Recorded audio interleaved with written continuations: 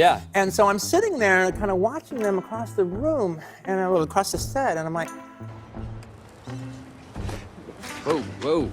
that's a really interesting relationship. I want to know more about that. And if I ever do a movie about making movies, all right, that would be a neat way in.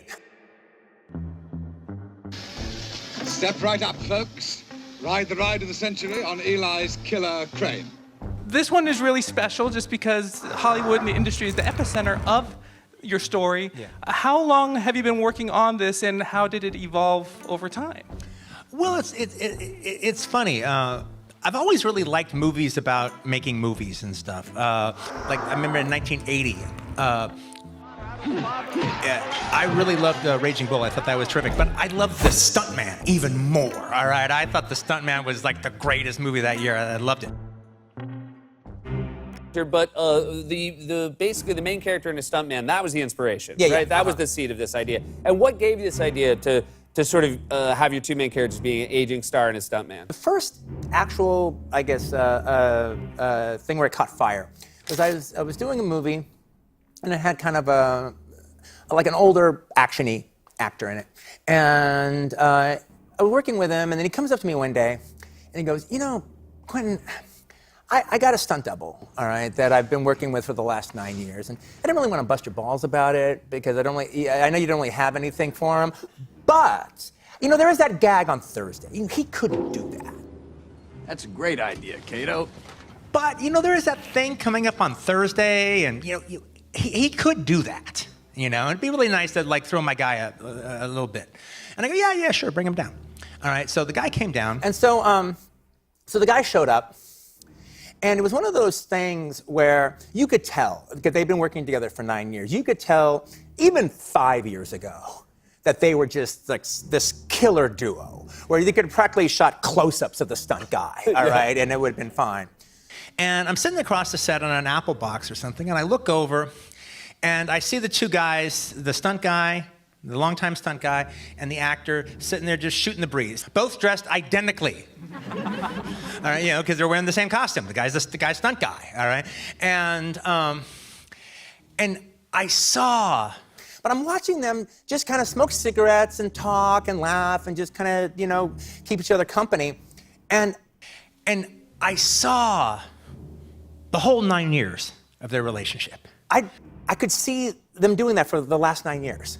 Because an actor, like, he does this movie, he does that movie, he knows people on this movie, maybe this new movie, he doesn't really know anybody, but he knows the stunt guy. Sure. And, like, yeah, the stunt guy's got a lot of stuff to do, but part of his job is to just, you know, be the guy's buddy. You know, keeping him company, just being his friend, being his buddy. You know, sitting there in the director's chair, smoking cigarettes, shooting the shit. And you start thinking about, like, oh, how many times have they just sat on movie sets day after day, just shooting the shit, dressed identically. And so I'm sitting there kind of watching them across the room and across the set, and I'm like, that's a really interesting relationship. I want to know more about that. And if I ever do a movie about making movies, all right, that would be a neat way in.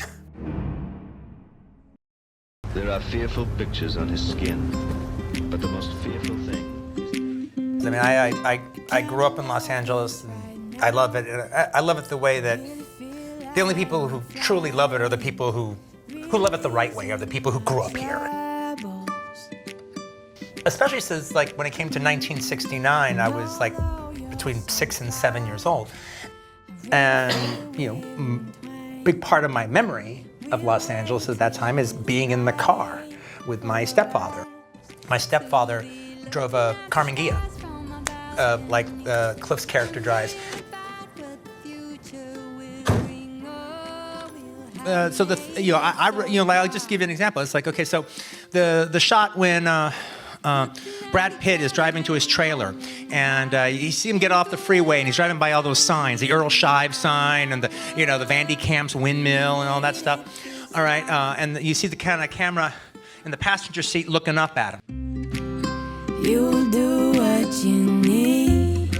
And even that whole shot where you see Cliff driving by those signs, I'm like, well, that's pretty much my view, looking up at my stepfather in the Carmen Ghia as he drove around Los Angeles, me looking up at him like that, an angle very similar to what we had with Brad.